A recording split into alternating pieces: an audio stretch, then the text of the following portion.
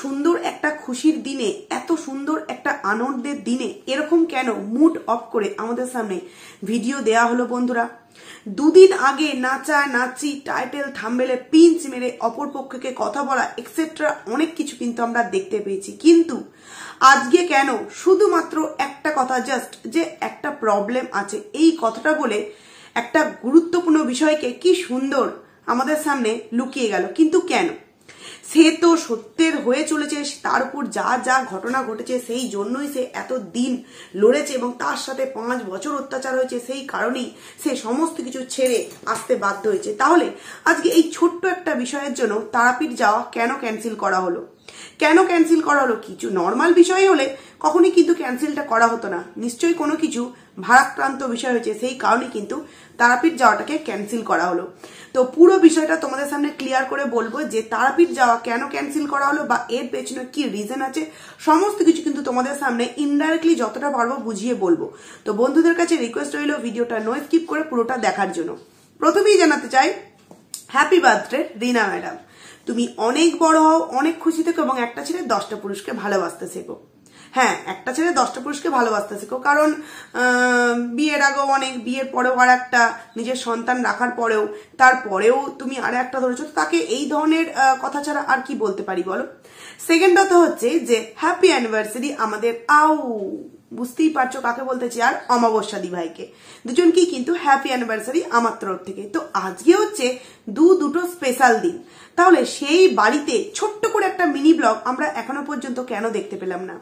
কেন দেখতে পেলাম না? এখানে আমাকে অনেকেই প্রশ্ন করতে পারো, কেন ও তো একটা ভিডিও দিয়েছে, হয়তো এই আজকের অ্যানিভার্সারি প্লাস জন্মদিন, মেয়ের অ্যানিভার্সারি এবং বাবা মার জন্মদিন, এই যে দুটো স্পেশাল দিন, এই ব্লগ আমরা হয়তো নেক্সট ভিডিও মানে কাল বা পরশুর ভিডিওতে দেখতে পাবো।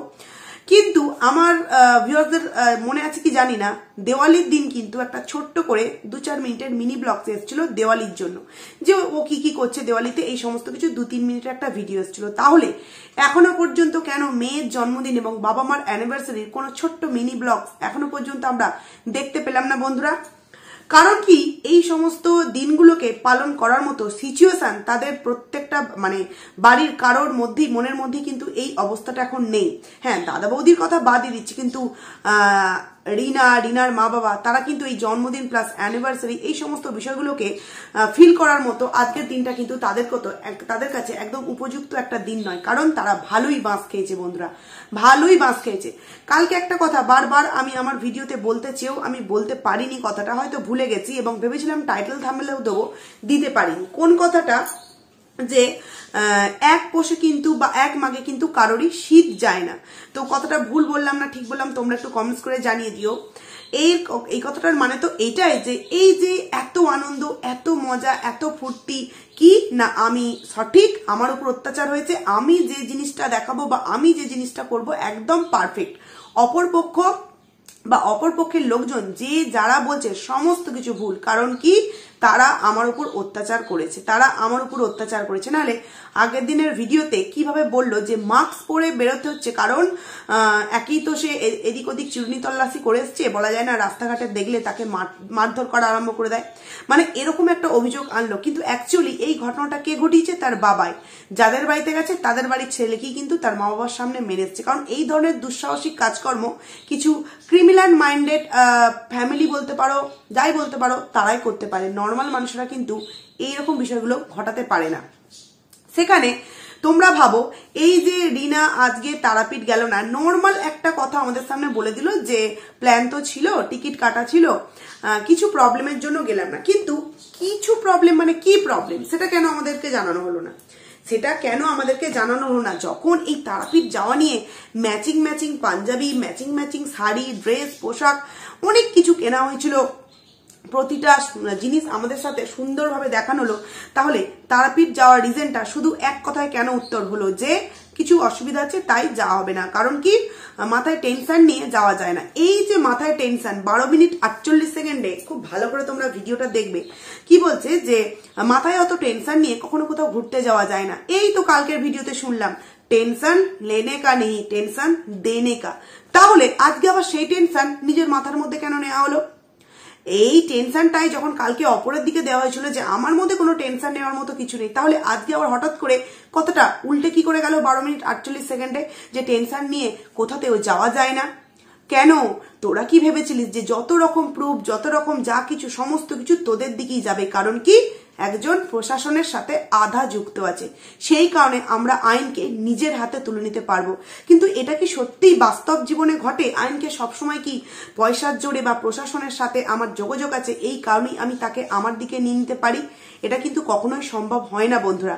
কিছুক্ষণ সময়ের জন্য কিন্তু সেই নিজের একটা প্রতিফলন যে আমি প্রশাসনের সাথে যুক্ত, এটা আমি কিছুক্ষণ টাইমের জন্য দেখাতে পারি, কিন্তু আসল জায়গায় কিন্তু সেটা কোন রকম কোনো কাজ করে না বন্ধুরা। যার পুরোপুরি প্রমাণ আজকের এই রিনার ব্লগটা, যে সে তারাপীঠ যেতে পারলো না। কারণ কি, তারাপীঠ না যেতে পারার একটাই কারণ, দীপ দাদাভাই যে একটা কথা পরশুদিনের ভিডিওতে আমাদেরকে জানিয়েছিল যে আমার উপর যে যেদিনকে ঘটেছে সেদিনকে রাতেই কিন্তু দেখবে, রাত্রির 2টোর সময় একটা ভিডিও দীপ দাদাভাই আমাদের সামনে আপলোড করেছিল যে তারা যা যা করার, যেখানে যা যা বলার বা জমা দেওয়ার দিয়েছে, এবং এটা আমরা কিন্তু কানাঘুষো শুনতেই পেয়েছি যে দীপ দাদাভাইয়ের গায়ে কিন্তু হাত তোলা হয়েছে। শুধু ওই 42 মিনিটের ছোট্ট একটা ভিডিও, ওটা কিন্তু নয়, এছাড়াও কিন্তু তাকে পেছনের ঘরে নিয়ে গিয়েও কিন্তু মারধর করা হয়েছে। এবং দীপ দাদাভাই নিজের ভিডিওতে 12 মিনিট না 15 মিনিট 48 সেকেন্ডে কিন্তু এটাও বলেছে যে হ্যাঁ, আমার উপর মারধর করা হয়েছে, গায়ে হাত তোলা হয়েছে। তাহলে সে কি ছেড়ে দিয়ে কথা বলবে?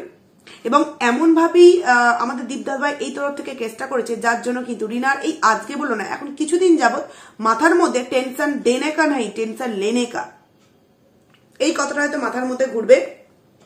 তো আমি রিনার কাছে প্রশ্নটা রাখতে চাইছি যে এই যে পাঞ্জাবি কেনা হলো, এই যে এত কিছু প্ল্যানিং করা হলো, তো শুধুমাত্র কি এই যে 6 জন, বারবার একটা কথা বলা হচ্ছিল যে আমাদের ট্রেনের টিকিটের টাকা লেগেছে কত 1800 কত টাকা বললো, আর ফেরত দিয়েছে 500 কত টাকা বললো, তার মধ্যে 6 জনের টিকিট, তারা 5 জন এবং এই রিনার যে বৌদি তার ভাই।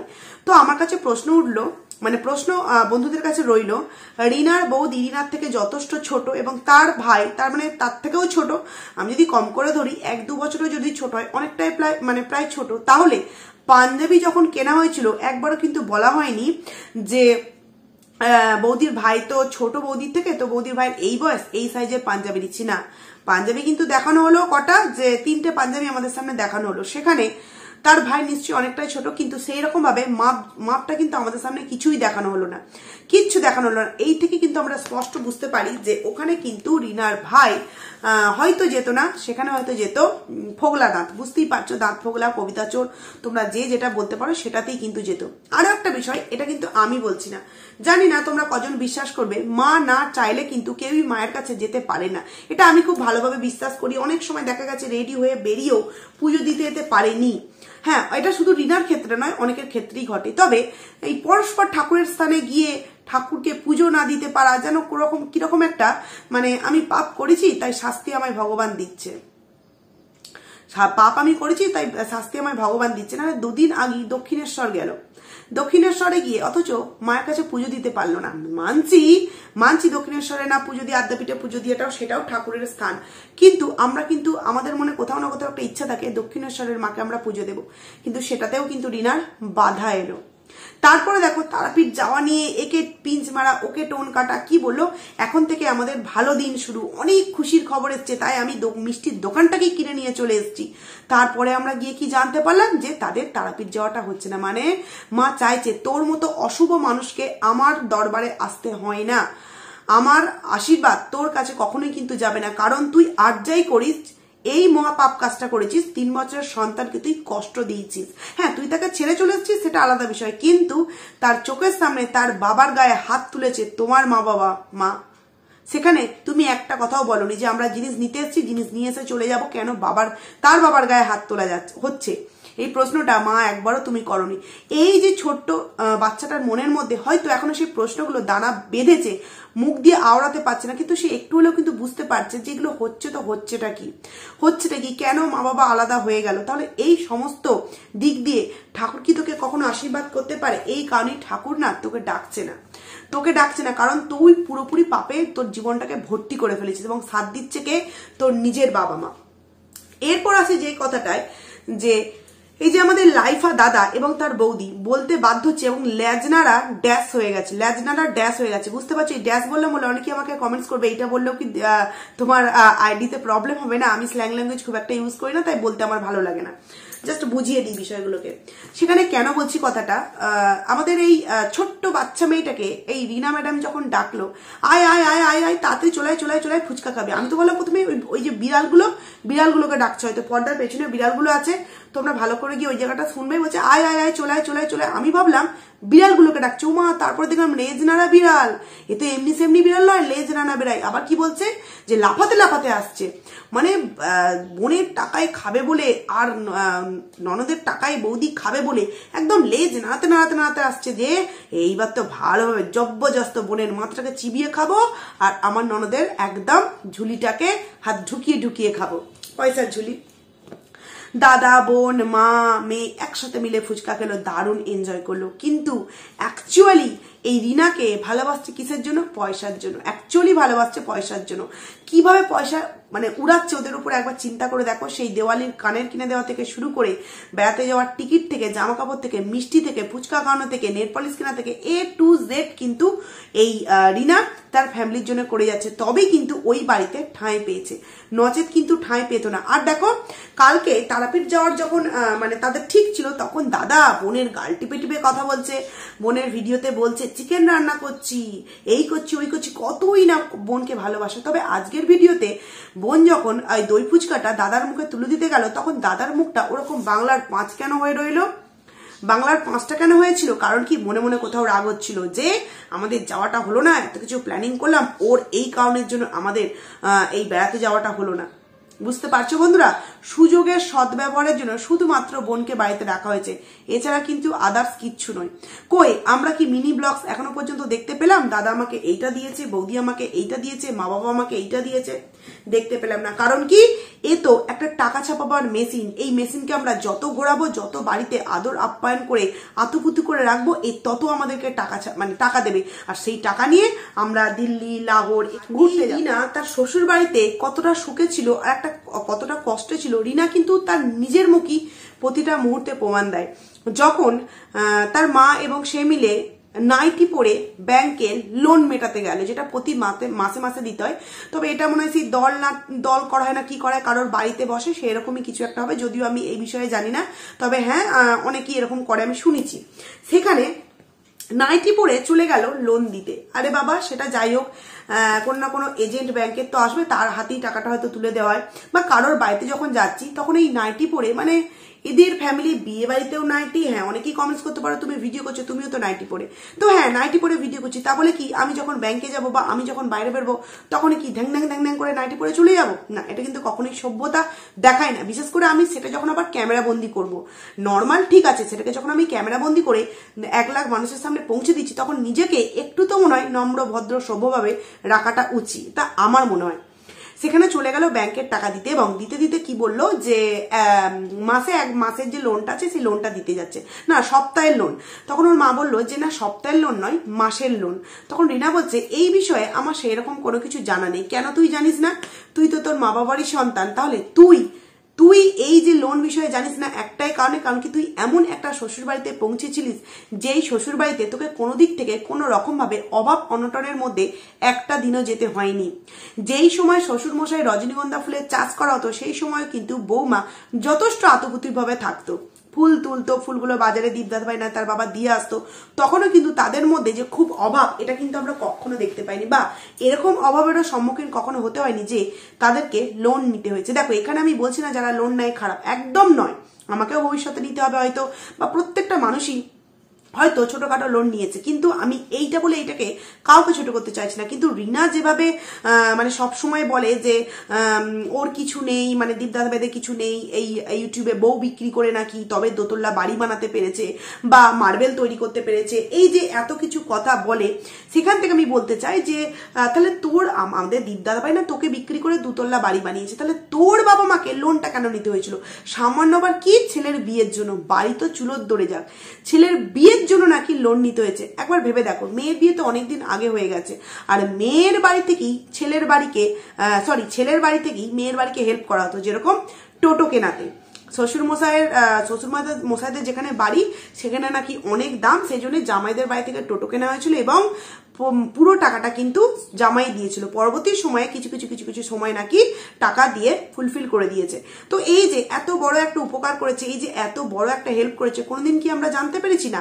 শুধু জাস্ট আমরা জানতে পেরেছি কি যে টোটোর দামটা বাপের বাড়িতে অনেক বেশি, শ্বশুর বাড়ির দিকে কম, সেই কারণেই নাকি এখান থেকে কেনা হচ্ছে। কিন্তু আমি যতদূর জানি এই টোটো বলো অটো বলো সব জায়গাতেই কিন্তু এক দাম হয়, খুব বেশি হলে 10 বা 5,000 টাকার হেরফের, এর থেকে বেশি কিন্তু কখনোই হেরফের হতে পারে না। ভেতরকার বিষয় ছিল এইটাই যে তার কাছে তখন সেই রকম পরিস্থিতি ছিল না যে একটা টোটো ক্যাশ পেমেন্টে কিনতে পারবে, সেই কারণে জামাই সেটা কিনেছিল এবং জামাইকে বিনা সুদে সেই টাকাটা যখন তখন যেভাবে খুশি মানে ওই ফেরত না দেওয়ার মতো করে দিয়েছে, এবং সেটা হয়তো এই তরফ থেকে চাওয়া হয়েছিল কি যায়নি সেটা তাদের বিষয়।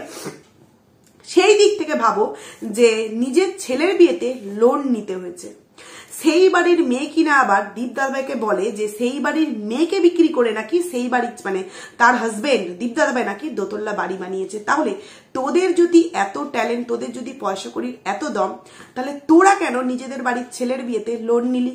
তার মানে বুঝতেই পারছো কতটা অ্যারিস্টোক্রেটেড ফ্যামিলি হলে এইরকম বিষয়গুলো করতে পারে। আমি বারবারই বলছি, এখানে আমি কাউকে ছোট করতে চাইনি যে যারা লোন নেয় তারা কি গরিব হয় না। রিনা যেহেতু ব্লক করাটাকে, একটা ফ্যামিলি ব্লক করাটাকে যদি বলে বউ বিক্রি করা হয়, তাহলে এখানে লোনটা কি করতে নিতে হয়েছে? যে এত সুন্দর একটা স্ট্যান্ডার্ড ফ্যামিলি, যার বাবা কিনা এত সুন্দর একটা মানে কাজে যুক্ত আছে, সেই বাড়িতে কেন ছেলের বিয়েতে লোন নিতে হবে? এবং একবার ভেবে দেখো যে বাড়িতে উপায়দার কিন্তু দুজন, বাবা এবং ছেলে, আর সেখানে মা বাড়িতে থাকতো, সেই বাড়িতেও কিনা লোন নিতে হলো। আর এদিকে দেখো দীপদাদাভাই একা, তার বাবাও কিন্তু সেইভাবে কোনো কাজকর্ম করে না, বাড়ির টুকটাক কাজ করে, ইনকাম সাইড থেকে খুবই কম হয়। কিন্তু দীপদাদাভাই সংসারটাকে সচ্ছলভাবে পুরো একদম মানে একটা ভালো ফ্যামিলি যেভাবে নিজের দিন যাপন করে সেইভাবেই কিন্তু করছে, একটা বউকে কোনো কিছুর অভাব পর্যন্ত কিন্তু রাখেনি। তাহলে এই দিক দিয়ে কে মানে কাকে বিক্রি করছে বুঝতে পারছো আশা করছি বন্ধুরা। আর যে কথাটা তোমাদের সামনে বললাম যে একটাই কারণে রিনা তারাপীঠ যায়নি, দীপদাদা ওদিক থেকে কিন্তু ভালোই বাঁশটা দিয়েছে, এবং তোমরা হয়তো 2-3 দিনের ভিডিওর মধ্যে বুঝতে পেরে যাবে যে অ্যাকচুয়ালি বাঁশটা কি নিয়ে হয়েছে। হ্যাঁ, আও শক্তিকে না, আবারও যেটা 1 ঘন্টার জন্য আমাদের দীপদাদাকে যেতে হয়েছিল সেটা না 1 মাসের জন্য যেতে হয়। জাস্ট তোমরা একটু দেখতে থাকো কি হতে থাকে। তো যাই হোক, চলো, ভিডিওটা আমার অনেক বড় হয়ে যাচ্ছে, ভিডিওটাকে আমি এখানেই এন্ড করছি। খুব তাড়াতাড়ি তোমাদের সাথে নতুন একটা ভিডিও নিয়ে দেখা করছি, ততক্ষণে তোমরা কিন্তু খুব ভালো থেকো। তো চলো, টাটা।